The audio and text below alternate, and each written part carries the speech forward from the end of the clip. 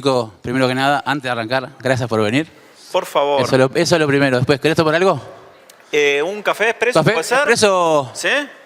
Ahí la gente de Astoria. ¿Me sacás 2 expresos, por favor? Qué lindo esto, ¿no? No se animaron a preguntar si con azúcar o con edulcorante, por suerte. ¿No? No le digan eso a Nico, por favor. Gracias. Nico. Mira, te voy a servir agua. Sí, bueno, muchas gracias Ahí porque está. tengo una boca seca. Te decía, gracias por venir. Estamos muy contentos que estés acá y que nos vas a acompañar en este momento y que nos cuentes un poco de tu nuevo libro. Es muy atrevido o inoportuno pedir un aplauso para el organizador de este gran evento, la exposición de café. Porque, sí. Porque con la modestia que lo caracteriza, se presentó acá muy tímidamente, dijo hola, qué sé yo, y este caballero está organizando, junto con una gente amiga, pero él es el principal factotum de todo esto. Muchas gracias. El que yo digo que es el encuentro de café más importante del Río de la Plata. Nosotros los argentinos, ustedes sabrán, tenemos una tara, que todo lo que nos gusta de Uruguay no le decimos uruguayo, le decimos rioplatense, para apropiárnoslo, ¿no? China Zorrilla era rioplatense. Natalia Oreiro. Rioplatense. El dulce de leche. Te maté. Argentino. Gardel. Francés. Bueno, ahí está, tenés razón. Muy buena. Pero aún así, cuando nosotros los argentinos, que tenemos vocación expansionista, nos queremos apropiar de algo, decimos que es rioplatense. De todas maneras, pienso que esta Expo Café es un evento rioplatense y es el encuentro de café más importante del Río de la Plata. Se lo dije a Santi en privado varias veces y ahora que pudimos ver este gran encuentro de acá lo podemos certificar. Y de alguna manera viene a certificar también el momento extraordinario que está viviendo el café y el café de especialidad en el Río de la Plata. Para los que no me conocen, yo soy Nicolás Artusi, @sommelier de café, y vine a presentar este libro. Es este libro que tenemos acá. Mirá el gatito que me hicieron ahí. Es mi 4º libro, 3º de ellos dedicado al café, y que tiene como subtítulo, es un diccionario, como su nombre lo indica, y que tiene como subtítulo la bebida más amada y odiada del mundo de la A a la Z. Más odiada también. Sí, más después, odiada después también. me vas a seguir contando eso. Más odiada porque yo lo conté con mucho detalle en mi primer libro, el libro Café, el libro de tapa negra, que por suerte todos mis libros salieron acá en Uruguay y en muchos otros países de Latinoamérica. Ahora salió en Perú, salió en Estados Unidos, en México, en Colombia, en el Caribe, en Chile, además de Argentina. Pero en ese libro lo que yo hacía era contar, en el primer libro, la historia del café y cómo el café, y esto es algo extensivo que se hace a los grandes commodities del mundo. Los commodities, ustedes lo saben, son las mercancías sin marca. A la vez que son una bendición, para los países son una maldición también, ¿no? Los países que tienen petróleo tienen la bendición de estar sobre un pozo de petróleo y la maldición. O los países que tienen azúcar, o los países que tienen trigo o soja. Y la maldición pasa generalmente por la explotación de los más desfavorecidos. La esclavitud, por ejemplo, llegó a Brasil con el café. Y Brasil fue uno de los países más, junto con Estados Unidos y el algodón, Brasil fue uno de los países más esclavistas del mundo y donde las técnicas de tortura a los seres humanos se perfeccionaron al punto de lo inenarrable. Y eso gracias a grandes varones del café, como uno que se llamaba Monito Camper en el siglo XIX, que cometió algunas de las tropelías más inhumanas que se puedan cometer contra otras personas. En la Argentina lo conocimos también, en el norte, en las grandes plantaciones de azúcar, ¿no? Y a veces uno piensa que la esclavitud es un fenómeno que quedó abolido en la Argentina con la Asamblea de 1813, que es algo propio de los siglos XVIII y XIX, pero en los ingenios azucareros de la Argentina fue donde funcionaron los más eficientes y despiadados centros de detención de la dictadura. Entonces, muchos commodities, que son una gran bendición porque dan riquezas naturales a los países, por lo general redundan en la idea de que esas riquezas naturales no van a la gente, van a los terratenientes. Y con el café pasó así. Mirá, es muy interesante lo que estás contando. Aparte de la primera charla de hoy, fue con Marcelo Alas, que vino de El Salvador. Y justamente la charla fue el trato justo. fíjate qué paradójico, comenzamos hablando de trato justo hoy, vos nos estás dando esta clase de historia explicándonos que en realidad no es ahora nuevo esto, que viene de antes. Y Marcelo dijo algunas de las palabras que vos mismo dijiste. Se llegó a un punto de justamente de explotar tanto que se pierden muchas veces los valores. Y creo que eso se está cambiando porque cada vez se está hablando más del tema. Sí, afortunadamente sí. O sea, para los que no conozcan mi trabajo, yo soy periodista, trabajo en Argentina en un canal de noticias, tengo un programa de radio. Podés nombrarlo porque no pasa nada. En el canal IP, que es un canal de noticias nuevo todos los días, en la Radio Metro, hago un programa, escribo en el diario La Nación y escribí 14 años en el diario Clarín, o sea, trabajo de periodista desde hace 28 años. Y me dedico a, digamos, lo que yo llamo periodismo cultural, un periodismo dedicado a las expresiones de la cultura contemporánea. Puede ser el cine, los libros, la música, las costumbres. Para mí el café es una expresión de las culturas también, ¿no? No lo tomo desde el punto de vista del abordaje gastronómico, si querés. A mí me interesa mucho narrar no solo la actualidad, sino también la historia del café. Y la del café, cuando vos mencionás esto, es una de las historias más inequitativas y desiguales del mundo. Porque hace un rato ustedes seguramente la escucharon a Diana cuando estuvo acá y hablaba del cinturón del café, ¿no? O del cinturón cafetero, que es esa especie de cinturón imaginario que rodea el planeta por el Ecuador y que marca los países que producen café, que son los que están entre el trópico de Cáncer y el trópico de Capricornio. Son alrededor de 70 países de café que producen café en el mundo. Aquí en Latinoamérica, desde el sur de México hasta el norte de Bolivia. Y todos los países que están en el medio. Si nos imaginamos el globo terráqueo, imaginemos que eso es el globo terráqueo, ahí está. En el medio de ese círculo está el Ecuador y tenemos México, todos los países del Caribe, Perú, Colombia, Venezuela, Brasil, Bolivia, y ahí se termina el café. En el medio del planeta tenemos los países del norte de África y algunos de Medio Oriente como Yemen, por ejemplo.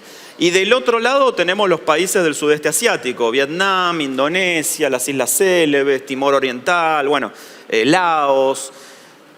No es casual, digo yo, cuando hablamos de estas inequidades, que el café sea un commodity que se produce en los países más pobres del mundo y que se consume en los países más ricos del mundo.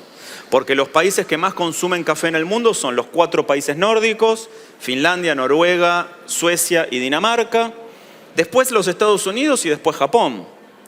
Entonces, de alguna manera, y esto a mí siempre me resultó muy interesante, usar el café como excusa para decir otras cosas que a mí me interesaba reseñar del mundo, es un commodity que se produce en los países más pobres, pero que se vende a los países más ricos. Y lo que en un país rico del mundo, como puede ser Japón o Estados Unidos o Alemania, pagan por un café, $2 aproximadamente, es lo que le pagan por un día de trabajo a una persona.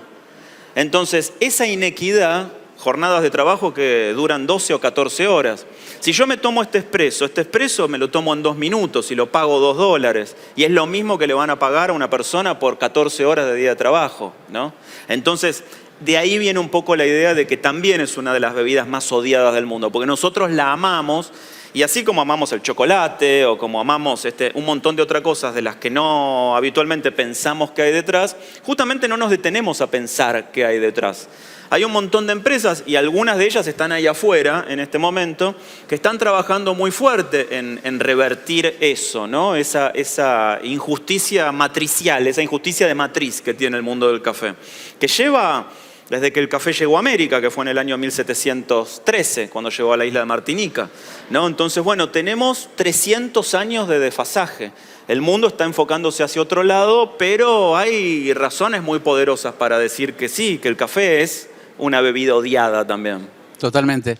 Eso, cuando nombraste todos los países del cinturón del café, no sé si capaz que lo habrás visto, contamos con El Salvador, nos está apoyando como sponsor Panamá, que tenemos muchas ideas para más adelante, estuvo Ecuador, quiere hacer algo para el año que viene, y justamente esos países cafeteros están, quieren justamente, Guatemala como marca país. El Salvador está muy fuerte ahora con el tema de marca país y el café.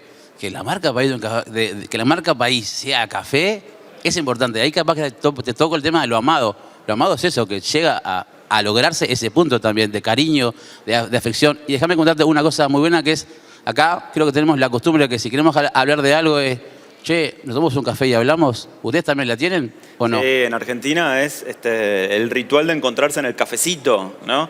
Y entonces ahí es como que se superponen también distintos tipos de cafetería, por lo menos en Argentina, y calculo que acá en Uruguay pasa algo parecido. Por un lado tenés los cafés tradicionales. Acá tenés, ¿cómo es la brasileña? ¿El brasileño? ¿Café de mercado, carioca? No, el que está en el de brasileño, ¿cómo es? El brasilero. El brasilero. Después tenés los cafés de cadena, ¿no? Como en Argentina puede ser Café Martínez. Acá está Martín Argentina, tostado, Claro. llegó ahora tostado. Tostado, Habana, capaz, esos. Después tenés el pizzacafé de la esquina, que acá puede ser la pasiva, donde uno va a comer pizza y donde va a tomar café también, Claro, o el un café, chivito, sí. ¿no? Claro. O Rodelú. Exacto, va a tomar exacto. pizza y toma café. Y después tenés las cafeterías de especialidad, que es un fenómeno muy nuevo en el mundo, nuevo que tiene 20 años, 15 años. Y ahí me das el pie ideal como para contar un poco, que creo que puede llegar a ser lo más valioso de esta charla, cuál fue mi elipsis, ¿no? Con mi personaje del sommelier de café, porque de alguna manera acompañó la evolución del café en el mundo. No es que haya sido un visionario, sino que fue producto de la más absoluta casualidad. Se alinearon los planetas y fueron dos movimientos simultáneos. Pero yo empecé con mi personaje, con mi alias del sommelier de café en el año 2007. En el año 2007, en Argentina, todavía no estaba Starbucks, que llegó recién en el año 2008. Y recién acababa de desembarcar Nespresso, que había abierto su primera tienda, su primera boutique, como le dicen ellos, en el año 2006. Así que no había cafeterías de especialidad y ni siquiera estaba popularizado el concepto de cafetería de especialidad o de café de especialidad. Era un auténtico misterio. En el año 2007 yo hice un curso que dio como alumno la Escuela Argentina de Sommelier, dedicada al vino, la Escuela Argentina de Sommelier, que abrió por primera vez un curso de café. Y ya en aquel entonces, en el año 2007, se decía, bueno, si los pronósticos se cumplen, con el café va a pasar lo mismo que pasó con el vino. O sea, el consumo va a pasar de ser automático, inconsciente y reflexivo a todo lo contrario, ¿no? Con el vino, ustedes lo sabrán porque Uruguay tiene una industria de vino potentísima. Hasta la década del 90, el vino se dividía en vino fino, vino de mesa, Vino de caja. tinto y blanco. Y nadie más, nadie te hablaba de Tanat, ¿no? O nadie te hablaba de Malbec mendocino. No se conocía, o del día del Cabernet Sauvignon. Bueno, eso fue algo que empezó a pasar a partir de los 90, tanto en Argentina como en Uruguay, un poco antes en Chile, pero fue así, más o menos en esa época. Y ya en ese entonces, en el 2007, cuando recién se daban los primeros cursos de café, el pronóstico era, con el café va a pasar algo parecido a lo que pasó con el vino. Vamos a volver este procedimiento, esta degustación automática y reflexiva, inconsciente, en todo lo contrario. Lo vamos a convertir en algo consciente, en algo madurado. Vamos a poder apreciar las notas, los aromas. Vamos a empezar a darnos cuenta de que no todo café es igual a otro café. En el año 2009 yo fui a hacer un curso a Suiza, que lo hice con el que hasta ese momento era el mejor sommelier del mundo, un italiano, Giuseppe Baccarini. Y ahí se me abrió todo un universo, ¿no? Porque él escribió un libro que se llama Coffee Codex, que publicó Nespresso en ese momento, y que fue el primer libro dedicado en el año 2009 a codificar la degustación de café. Donde te decía, bueno, la cata de café es así, lo que hay que observar de un café es esto, lo que hay que oler, lo que hay que... Y empezó a armar las primeras, los primeros charts de degustación y las primeras fichas de degustación. Y a partir de ahí fue como una especie de tsunami, ¿no? La ola se hizo cada vez más grande, más grande, más grande, y llegamos a esta entelequia del día de hoy, que es el café de especialidad. Pero el café de especialidad, seguramente ustedes lo sepan, es una expresión que nació en la década del 70. Hay una mujer noruega, falleció hace unos años, llamada Erna Knudsen, que dejó Noruega su Noruega natal, y se radicó en la década del 70 en la costa oeste de los Estados Unidos, en California. En ese lugar había grandes pioneros del café. Alfred Pitt, que tenía su marca de café, ella, otra gente, y demás, que fueron los que después fundaron la Specialty Coffee Association of America, o SCA, como se conoce hoy. Le sacaron de América, ahora es universal. Vieron que los gringos son así, tienen vocaciones de universal, ¿no? El torneo de béisbol, como juega Canadá, le dicen la Liga Mundial, ¿no? Porque son ellos y Canadá, entonces es el mundo. Entonces, cuando le hicieron esta entrevista, que le fueron a hacer una entrevista a esta Erna Knudsen, ella tenía en la costa oeste de los Estados Unidos, en la década del 70, un emprendimiento de café gourmet, de café que se distinguiera del café a granel, del café que nosotros conocemos. Ustedes pónganse en situación. Década del 70 en la costa oeste de Estados Unidos, en California. Furor del hipismo, del flower power, de la experimentación con drogas psicodélicas. Se había hecho, no sé, hace 5 años se había hecho Woodstock. Estaban los, ¿cómo se llama? Jerry García y todos los músicos contraculturales y los poetas beatniks y demás. Y en todo ese caldo de cultivo el café comercial les parecía una porquería, y entonces fueron un grupo como de neo-hippies que se pusieron a cultivar café. Café que tuvo la gran novedad, por primera vez en la historia, de respetar la trazabilidad, ¿no? O sea, el café que se consumía hasta ese momento en Estados Unidos era el café del supermercado, de las grandes marcas como Maxwell House o etcétera, las marcas estadounidenses. Y estos tipos lo que dijeron fue, no, vamos a buscar la trazabilidad del café, lo vamos a traer de Honduras, de El Salvador, de Guatemala, de Vietnam, qué sé yo, lo vamos a importar en grano verde, lo vamos a tostar acá y lo vamos a moler como corresponde y a servir especialmente. Y entonces le fueron a hacer una entrevista a esta Erna Knudsen, y le preguntaron qué era lo revolucionario que tenía su café, que tenía de distinto, y ella dijo, es café especial, es specialty coffee, ni más ni menos que eso, que aquí después se tradujo como café de especialidad, pero se podría haber traducido también como café especial. ¿Y cuál es la gran característica del café especial? Y que es distinto al común, como todo lo especial, ¿no? Hasta ese momento se tomaba café común.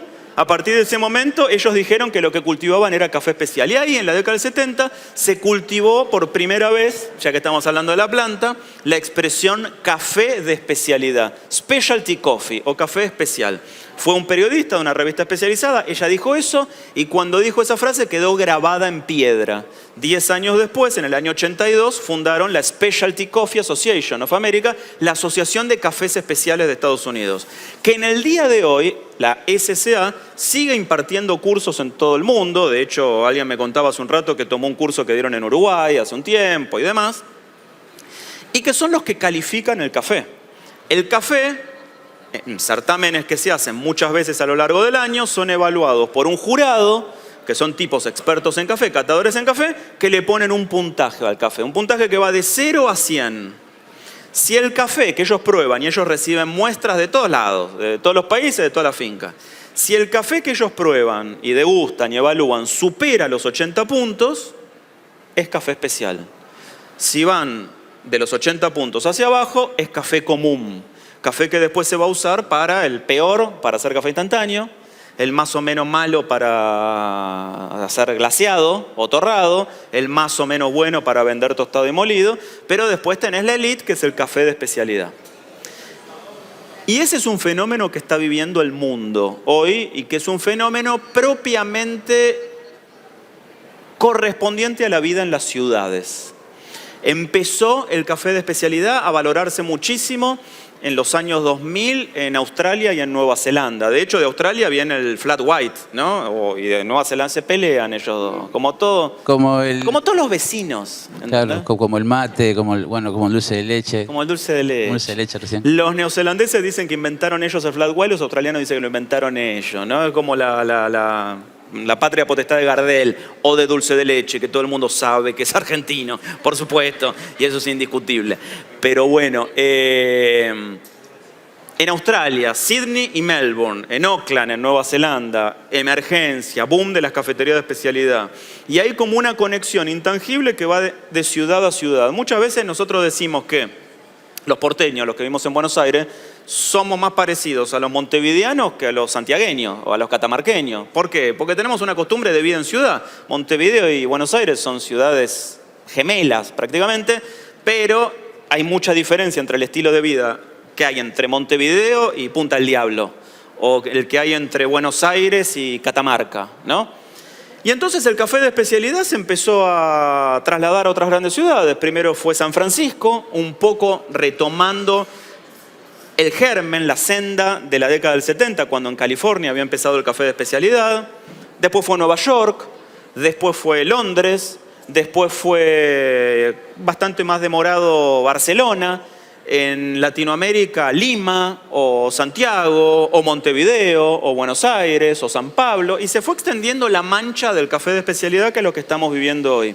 Y que es definitivamente una época histórica, porque es la primera vez, desde que se descubrió el café en el año 800, o sea, es la primera vez en 1200 años de historia, en la cual nosotros tomamos café de manera consciente. Y cuando vamos a buscar café de especialidad, vamos a buscar trazabilidad. Cualquiera que haya comprado un cuartito de café acá en Expo Café, habrá encontrado en muchos de los paquetes que está no solo el origen, el país, sino también la región, la finca o hasta el año de la cosecha. Eso es trazabilidad, es poder identificar el producto desde el origen hasta la taza. Hace 5 años, cuando nosotros íbamos a comprar café al supermercado, encontrábamos una marca comercial y nunca sabíamos qué había dentro, ¿no? Y mucho menos nos decían que el 10% de eso que estábamos tomando era azúcar. Azúcar a la que se le agrega de manera artificial durante el tostado y que se carameliza y se glasea y genera esa aberración llamada café torrado o glaseado. Claro, y ahí viene todo el tema que hay con el tema de justamente los nombres, porque ha dicho y se ha hablado mucho estos 2 días de glaseado, torrado, especialidad, gourmet, de autor, montón, instantáneo, un montón. Y ahí capaz que viene un poco, ya te tiro el pique porque eso son muchas letras. Glaseado, autor, y ahí podemos tener un poco de un diccionario. Ayúdanos a eso, a descubrir el diccionario para entender qué es cada cosa. Creo que este libro viene también un poco a cumplir esa función. Terminar de cerrar el ciclo de la Expo que viene por ahí, de terminar de generar cultura, y para toda cultura está el ABC. Por más que lo pusimos al final, porque vos te lo merecías, pero creo que puede ser el pie perfecto para que cuentes un poco más del libro. La verdad que te agradezco un montón, porque para mí era muy importante que hubiera un diccionario del café, ¿no? Que es el libro que venimos a preparar hoy, porque creo que toda disciplina tiene que tener su diccionario. Y no había en castellano un diccionario del café, de la A a la Z, ¿no? Ni siquiera en inglés, porque los diccionarios del café que hay en inglés son diccionarios, hay 2 o 3 por lo menos, muy comentados y muy tamizados por la experiencia del autor. Cuando a mí se me ocurrió la idea, que fue una idea propia de la pandemia, imaginen que en los primeros días de la cuarentena estaba, como todos ustedes muy probablemente, así en mi casa, mirando el techo, ¿no? Diciendo, ay, ¿cuánto falta para que sea mañana? Sin saber muy bien qué hacer ese día. Dije, ¿por qué no escribo un libro nuevo, un diccionario del café? Fui con la idea a Editorial Planeta y me dijeron lo peor que me podían decir, que era, dale, hacelo. Y ahí dije, no, ¿por qué? ¿Qué idea se me ocurrió? ¿Un diccionario? ¿Cómo hago un diccionario? Y entonces lo que quise hacer fue que fuera un diccionario absolutamente tradicional. Era lo que más me divertía. Absolutamente ortodoxo en su concepción, porque creo que también el café lo necesitaba. Entonces es un diccionario, naturalmente, que va de la A a la Z, pero que cada término tiene su rango lexicográfico, si es un sustantivo, un adjetivo, un verbo, su género, sus sinónimos, sus antónimos, sus referencias históricas o de contexto. Y a partir de ahí me metí en un baile muy tremendo, que fue escribir un diccionario, no solo, o mejor dicho, no tanto por lo que pudiera estar incluido en el diccionario, sino lo que era mi gran temor, lo que me pudiera olvidar. ¿En qué me habrá traicionado el subconsciente? ¿Qué palabra me olvidé? Mi gran pesadilla era, suponete que el diccionario sale, ya salió hace 2 meses, pero viene uno y me dice, te olvidaste de poner espresso, o te olvidaste de poner arábica, ¿entendés? El elefante robusta en la habitación, robusta. Geisha no lo pusiste Geisha la está, G. sí, Mirá si ahora te digo una que no está, ¿qué hacemos? No, están todas, ya sé que están Me voy todas. a cortar las venas con una galletita de agua. Pero, porque tiene cientos de entradas, ¿no? Y entonces lo que yo quería era básicamente incluir muchísimos aspectos de la cultura del café. Por un lado, los países que producen el café, las variedades de la planta, las especies, los métodos de preparación, los personajes históricos, las cualidades del café derivadas de las fichas de degustación, por ejemplo, qué sé yo, a ver, alguna de ellas. Bueno, también las cualidades de la cata, por ejemplo, Bria Lazari caía en gusto, ¿no? Masculino, del latín gustus, sentido que nos permite distinguir el sabor de las cosas. Y bueno, y ahí va explicando cómo es con el café, o abro al azar en la O y pongo Oromo, que fue el grupo étnico que vive en Etiopía, Kenia y Somalia, que fue el primer pueblo en descubrir las propiedades del café alrededor del año 1000. Yo quería que fuera una obra completamente abarcativa de todo el universo del café, y por eso tiene 300 páginas y cientos de entradas. Pero volviendo un poco a lo que hablábamos al principio y a mis inicios como comunicador del café, porque en definitiva yo soy eso. Mi nombre de fantasía es sommelier de café, pero yo no soy barista, no preparo café, simplemente tomo café. Me interesa contar la cultura del café, ser un comunicador del café.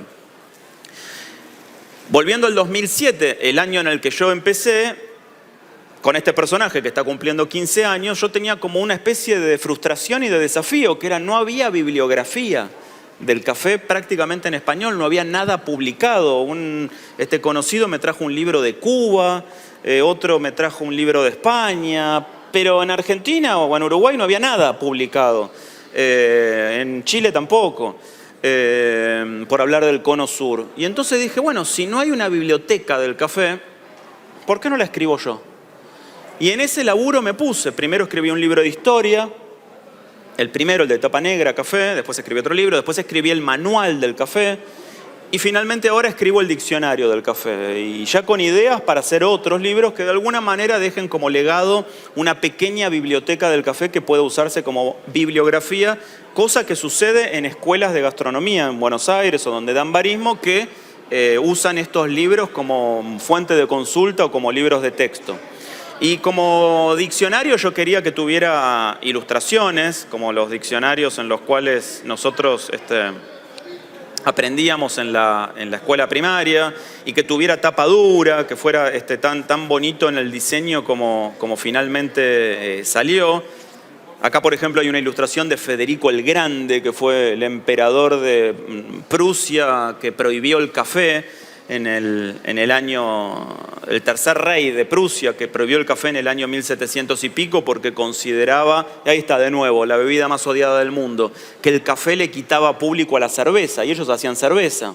Y entonces decían, el café aparte es una bebida impía, es una bebida que viene de países no cristianos, o sea, de países barbáricos, viene de los países árabes, y nosotros somos un reino cultivado. No podemos tomar esta bebida oscura, amarga, que viene de gente que no cree en el mismo Dios que nosotros, y Federico el Grande prohibió el café durante muchísimos años en Alemania, ¿no? Entonces, tiene tantas historias el café que a mí me fascinaba la idea, por un lado, de contarlas como libro de historia y después de resumirlas también en un diccionario o en un manual como hice. Porque lo que estamos viviendo ahora es la tercera ola del café, que ustedes conocerán bien. De quienes están acá, ¿quiénes trabajan en el mundo del café? A ver, que levante la mano.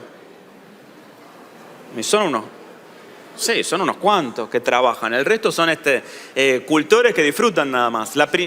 ¿Cómo? Apasionados, ahí está. Porque despierta pasión el café, ¿no? ¿Viste? A mí me pasó eso también. Para mí fue algo muy revelador y yo lo comparo. Y ahora vamos a tener un rato para hacer preguntas, así que vamos a poder conversar porque la idea es que esto sea un diálogo. Hubo un momento que yo lo llamé como el momento de la epifanía o el momento epifánico, que fue el momento en el que me di cuenta que me gustaba algo muchísimo que no sabía que me gustaba tanto. Ese momento de descubrimiento. Cuando yo daba cursos de café como profesor, tuve alumnos de 16 años y el de mayor edad que tuve fue un señor de 89 años, que a los 89 años se dio cuenta de que el café lo apasionaba. Y hizo un curso de café y se puso a hacer café en su casa para él, ¿no? Ese momento epifánico de darte cuenta que te gusta algo, puede ser la Fórmula 1, puede ser el café, puede ser el fútbol, puede ser la obra de un director de cine ruso, no importa. Pero es tan gratificante para uno darse cuenta que algo le gusta mucho y además buscar un conocimiento vertical de eso. Volviendo a esos inicios, cuando yo empecé con el personaje del sommelier de café, yo trabajaba en el diario Clarín, que es el diario más importante de Argentina, y entonces le propuse a la que era la editora del suplemento de cocina escribir una columna sobre café. Una columna. Y ella me dijo, ay, me encanta la idea, pero en 3 meses te vas a quedar sin tema. Y ya llevo 15 años, ¿no? 3 meses, 15 años, dejamos hacer el cálculo, pero le pifió. Le pifió. Le pifió, pero algo de razón tenía, porque era como el equivalente a decir, che, quiero hacer una columna de harinas, o quiero hacer una columna de trigo, o quiero hacer una columna sobre la historia del azúcar. Claro, son commodities que hasta ese momento eran anónimos. El café era un commodity anónimo también hace 15 años. Pero ahí vino el conocimiento vertical, que es empezar a perforar y darte cuenta de que de eso que te gusta mucho siempre podés aprender algo más, ¿no? Y para mí es fabuloso eso, todo el tiempo estar aprendiendo cosas nuevas. Ya escribí 3 libros sobre café, pero todos los días aprendo algo nuevo. Y me hago la nota mental o me lo anoto en un cuaderno, digo, esto es para el próximo libro. Pero volviendo a lo que les decía antes, estamos viviendo la tercera ola del café, así se conoce. Algunos creen que estamos viviendo la 4ª ola, pero la 4ª ola no es canónica todavía. La tercera ola del café se caracteriza por esto, por tener un público muy entusiasta. ¿Qué tiene? Por un lado, la tercera ola del café, el café en el centro, cosa que antes no pasaba. Esto, la trazabilidad, el origen, el tostado, el beneficio, si es natural, si es lavado, los métodos de preparación y demás. Pero por otro lado, el consumidor, el bebedor, la persona que ahora valora, la persona que ahora huele, mira el café, lo degusta, tiene herramientas para juzgarlo, tiene maneras de darse cuenta si el café tiene acidez alta o acidez baja. De ahí también un poco lo que la Expo buscaba, que la persona llegue y pruebe, y pruebe, y pruebe. Y el gran trabajo de los expositores es que se toman el tiempo de explicarle, este café es de tal lado, este café es de este proceso, ven las máquinas, les explican, tenemos creo que están todos los métodos en la cancha, por decirlo de una manera, y están todos los tipos de café posibles, hay de muchos lugares. Hay especialidad con una ficha técnica, le llamo yo, capaz, que te explica todo y es muy trazable, como vos decís. Y también eso es lo que buscábamos con la Expo, que tengan todo en la mesa. Le pusimos todos los cafés en la mesa. Imagínense una mesa grande con 36 tazas y bueno, buscar el que más te gusta. Es una búsqueda compleja. Capaz que en un día no te da, por eso también empezamos a hacerlo en 2, pero eso es lo que buscábamos, que la persona venga y pruebe y pruebe y pruebe y que lo que vos decías, descubra.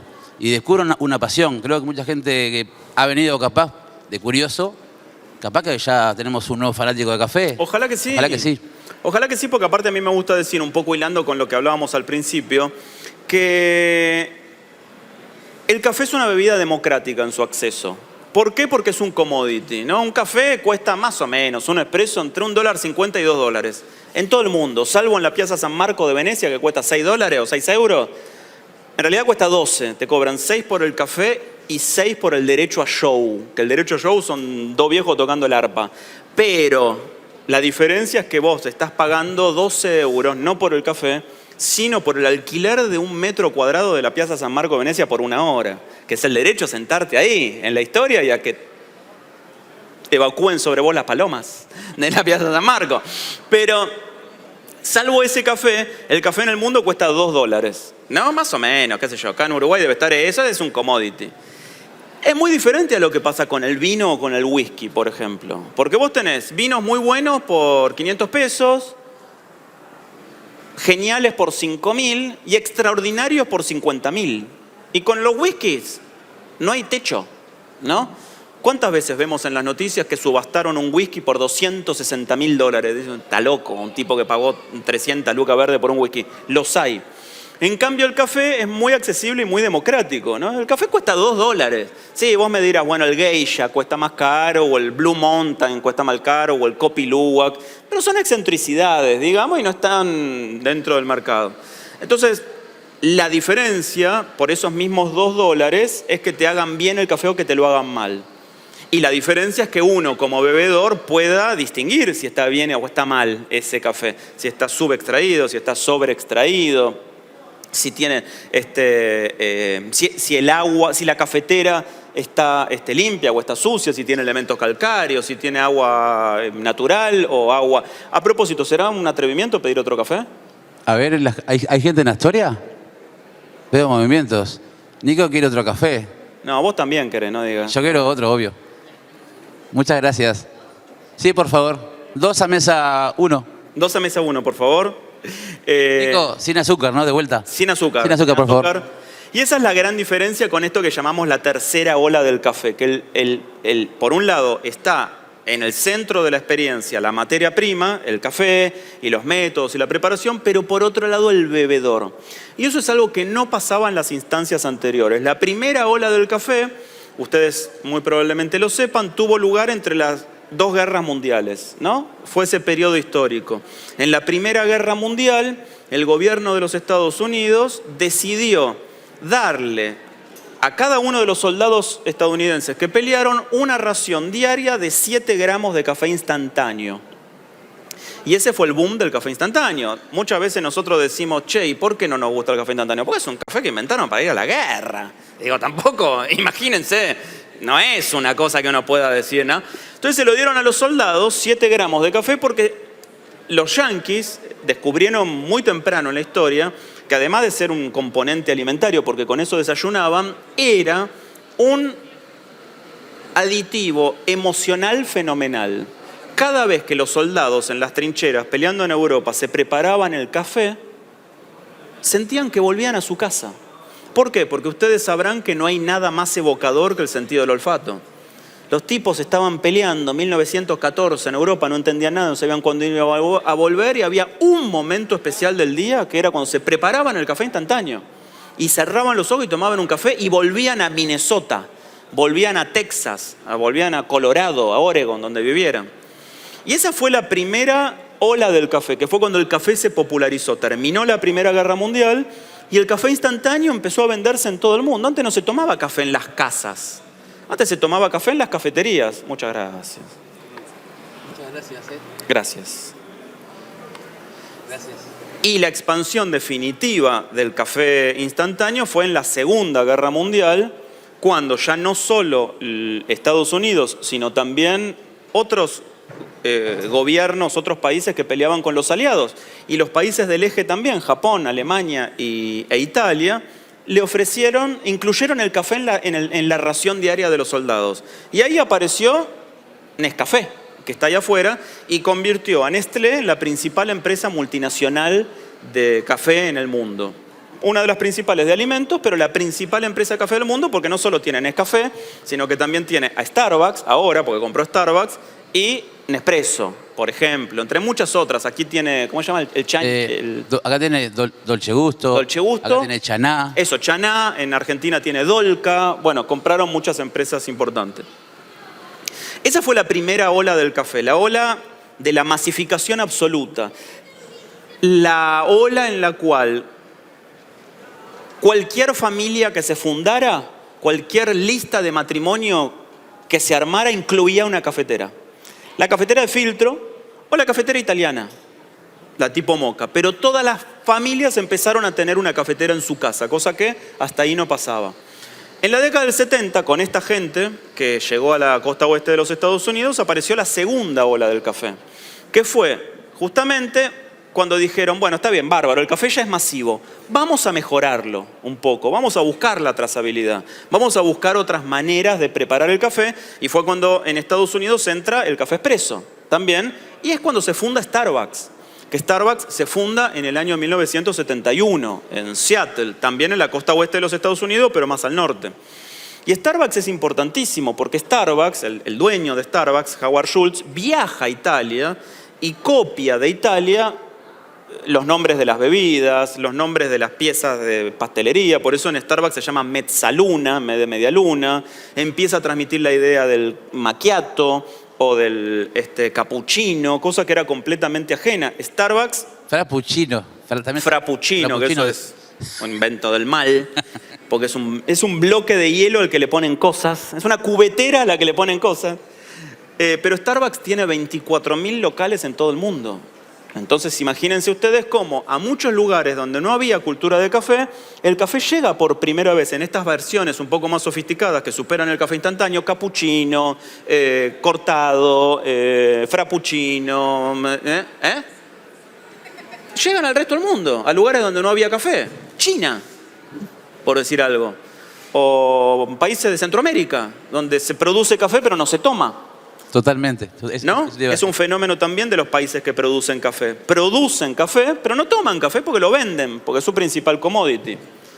Y eso fue la segunda ola del café. Y así llegamos a la tercera ola del café, la que estamos viviendo ahora, la que origina o la que permite que podamos tener una feria como esta. En otras olas del café no habríamos podido tener una feria como esta, porque no viene nadie, y hoy es un éxito apabullante. Pero hay quienes ya están hablando de la cuarta ola del café, que es todavía no canónica, pero que dice que es la que va a tener a la ciencia como protagonista. ¿Por qué? Porque nos preocupa mucho la posible extinción del café. Como contaba nuestra compañera Dayana, que andaba por ahí hace un rato, el café necesita del clima subtropical, o sea que sea un clima que tenga calor de día y fresco de noche, temporadas de lluvias bien marcadas, un clima húmedo, y eso está desapareciendo en el mundo. ¿Por qué? Porque se están mezclando los climas. Eso es lo que está pasando. El motivo por el cual aumentó el precio internacional del café casi un 90% el año pasado fue por una helada en Brasil, que dejó la cosecha diezmada el año pasado. ¿Y cuándo heló en Brasil, en Minas Gerais? ¿Cuándo nevó en Brasil, en Minas Gerais? El año pasado. ¿Cuándo hizo en lugares donde se cosecha café como Yemen temperaturas cercanas a los 55 grados? El año pasado, ahora. Imposible, claro. Ahora, y eso también mata el café, el frío y el calor. Y entonces si los pronósticos más agoreros se cumplen, dicen que para el año 2080 no vamos a tener café en el mundo o vamos a tener mucho menos. Entonces, ¿qué se está inventando? El café cultivado, que es el café de laboratorio, café artificial, como el que se está inventando en Finlandia, por ejemplo. Principal productor, principal comprador y consumidor de café en el mundo, que no produce café, pero que bueno, tiene mucho dinero y un desarrollo científico muy evolucionado y que está creando café de laboratorio para poder seguir tomando café después del año 2080. Es lo mismo que pasa, habrán oído hablar de la carne cultivada, carne de laboratorio, no carne de vaca ni carne de feedlot, sino carne de laboratorio, carne cultivada. Hacia ahí dicen que va el café. Veremos si no es un trago amargo. Totalmente, qué lindo remate. Nico, ¿querés empezar con alguna pregunta del público? Me gustaría. ¿Te gustaría? Me gustaría... ¿Bajo yo o tienen otro micro? Ahí Este es el momento en el cual pedimos preguntas y todos se ponen a ver el celular, revisan si les quedaron billetes en los bolsillos. La señora. No, espera que ya llevan el micrófono. Ahí lleva el Espera que yo te lo llevo. Me tengo que levantar esta silla.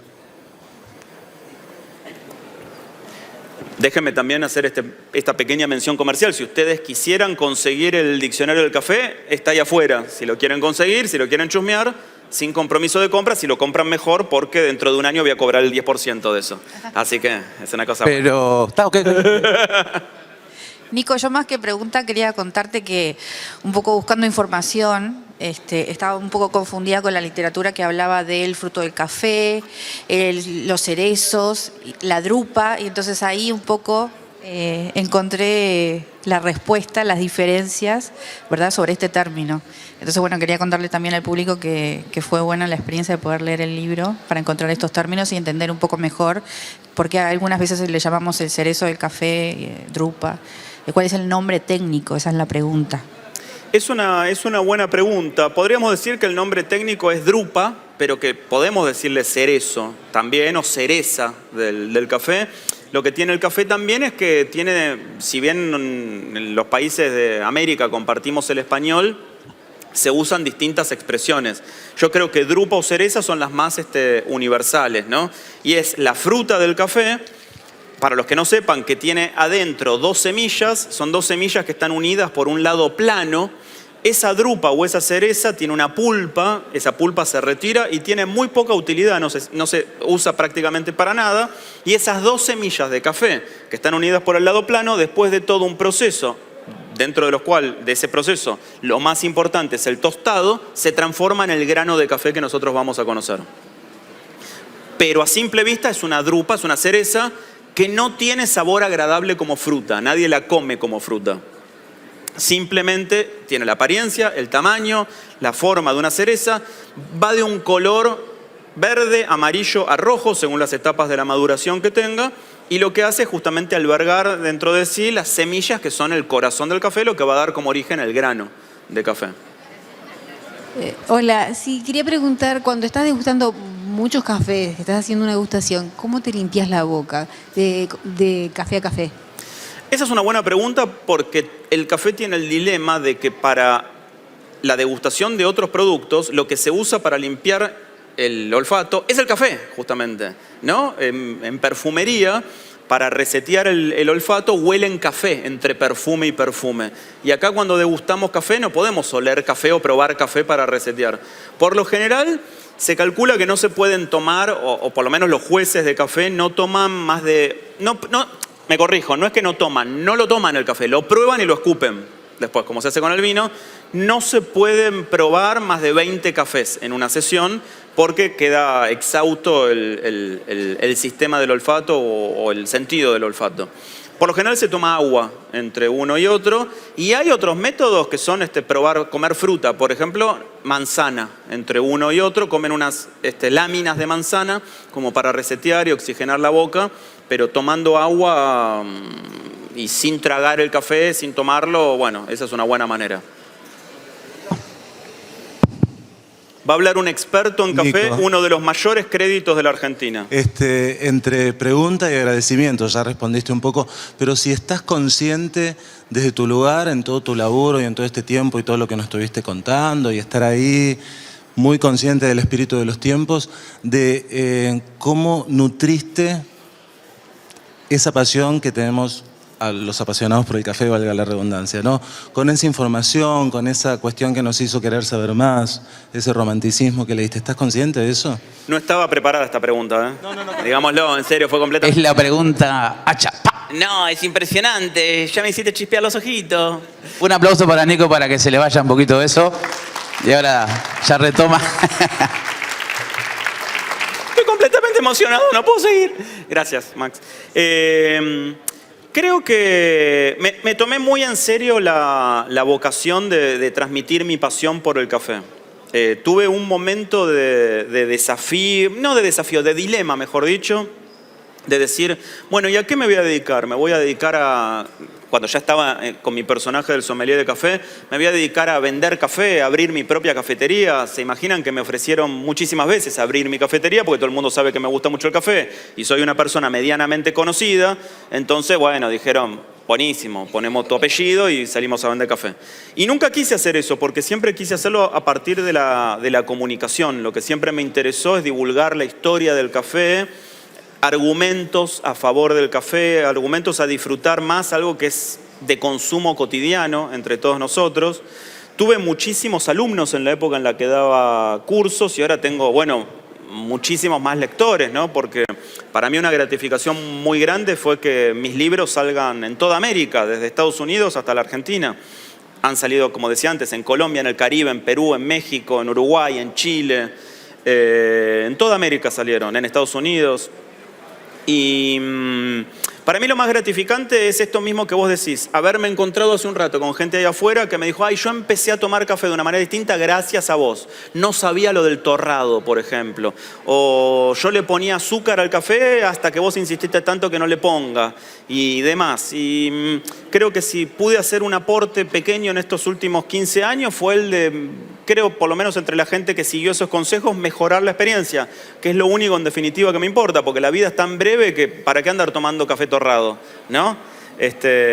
Así que esa es la satisfacción o la voluntad, más que nada. Pero gracias por la palabra, pues te invito a un café. ¿No? Marcelo, ya voy, esperá que estoy. Caminé por toda la sala. Gracias. Un honor, de verdad, Nicolás. Muchas gracias. Bueno, como partecita, digamos, de la industria del café, soy salvadoreño y me dedico, imagínense, a ser parte de la industria del café en Paraguay. Me interesa muchísimo, digamos, como rescatar eso que vos estabas hablando, un poco utilizar el café como para decir lo que se tiene que decir a nivel político, a nivel social, económico. Y hablaste algo muy importante, dos cosas. Uno, bueno, el café, una crónica de una muerte anunciada, ¿cierto? En el tiempo, digamos, si vemos productores que en realidad son los que preservan los mantos acuíferos, preservan los bosques, hablando de Centroamérica, ¿verdad? También tenemos esa historia nefasta de guerras, de terratenientes, de varones, que si nosotros olvidamos esa historia, sabemos cómo nos va a ir. Es importante rescatar esto, digamos, para ti desde el periodismo, ¿verdad? Siendo que en realidad creo que ni los gobiernos ni las naciones saben cómo los cultivos, digamos, no hablando de los monocultivos, sino a lo que apunta, digamos, el café de especialidad, que es a pagar lo justo y a que los productores se esmeren más o se interesen más para mantener sus cultivos y no digan, no, mejor siembro piña, ¿verdad? Creo que eso es una tarea pendiente, digamos, desde Latinoamérica. Y dos, te quería preguntar si bueno, obviamente soy amante de los libros físicos, por supuesto. Te quería preguntar si en Paraguay está tu libro, si lo tienes, y si no, si está de forma virtual.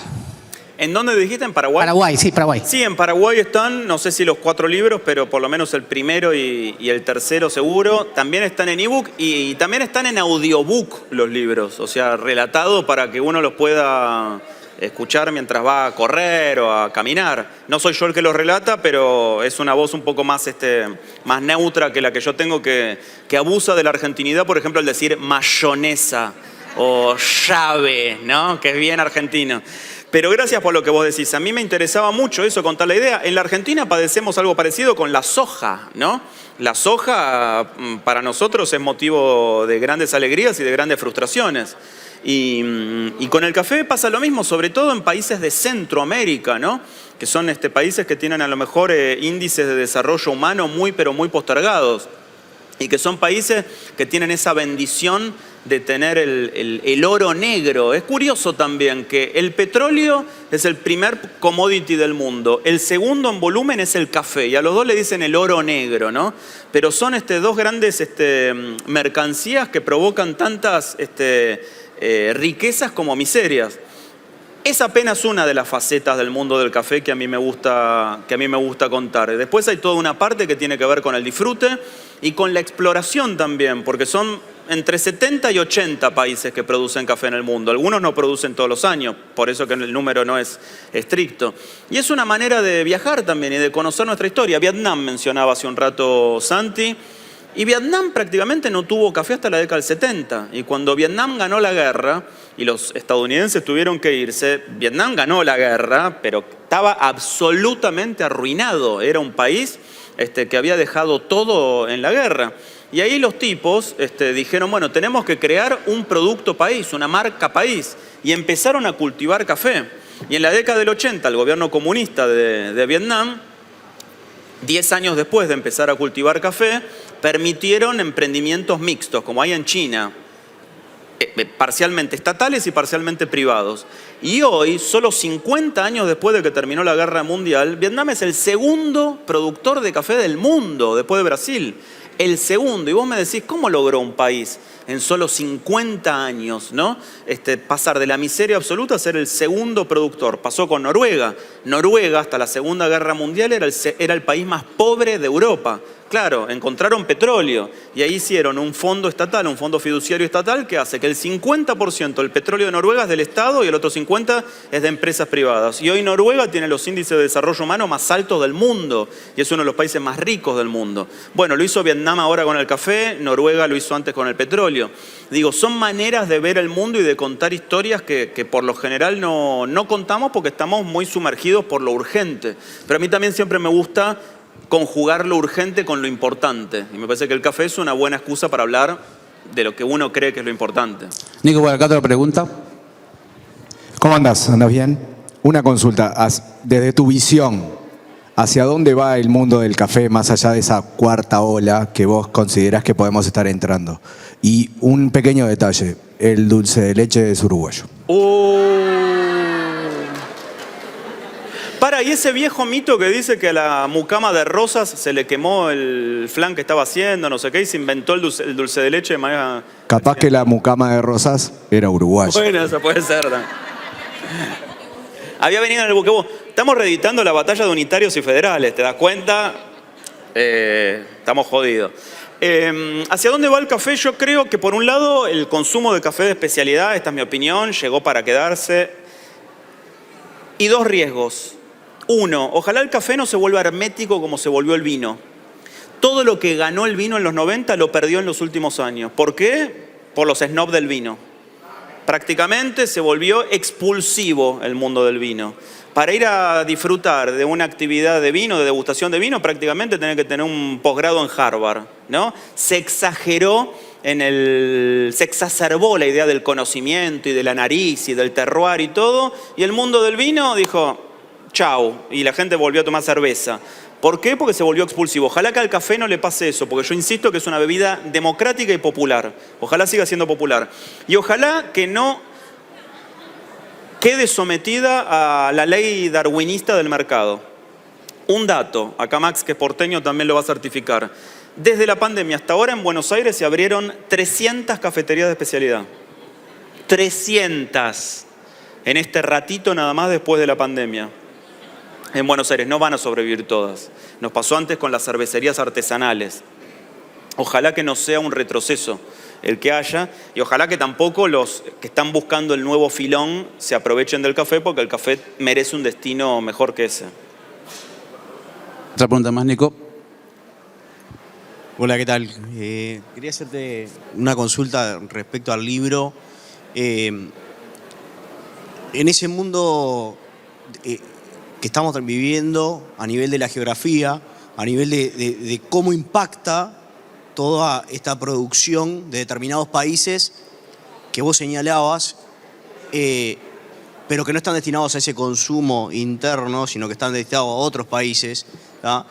¿Cómo es esa proyección que viene de involucrar más países a la producción de café o a lo que tiene que ver con todo esto que estamos viendo acá del barismo, del consumo, si está destinado solamente a ese primer mundo o en esa globalización, esa masificación que nos estamos viviendo acá incluso, hay una perspectiva, por lo menos en el corto o mediano plazo, de llevar adelante esa globalización del café que estaba circunscrita a determinados países productores y determinados países que vos señalabas como mayores consumidores. Es muy interesante eso porque se está tomando más café en general en todo el mundo. En la Argentina no conozco cómo es en Uruguay, pero supongo que debe ser parecido. El consumo de café está estancado desde la década del 70. Hace 50 años en Argentina que tomamos 1 kilo de café por habitante por año. Es poquísimo en comparación con otros vecinos como Brasil, que toman 6 kilos de habitante por año, de café por habitante. ¿Está el dato de Uruguay o no? Estamos por abajo de 1 kilo. Por abajo de 1 kilo, bueno. Se toma 6 veces más mate en Argentina, en Uruguay debe ser 10 veces más mate. 30. 30 veces más mate que café. Pero por otro lado se está dando un fenómeno muy interesante. Por ejemplo, un ejemplo es Colombia.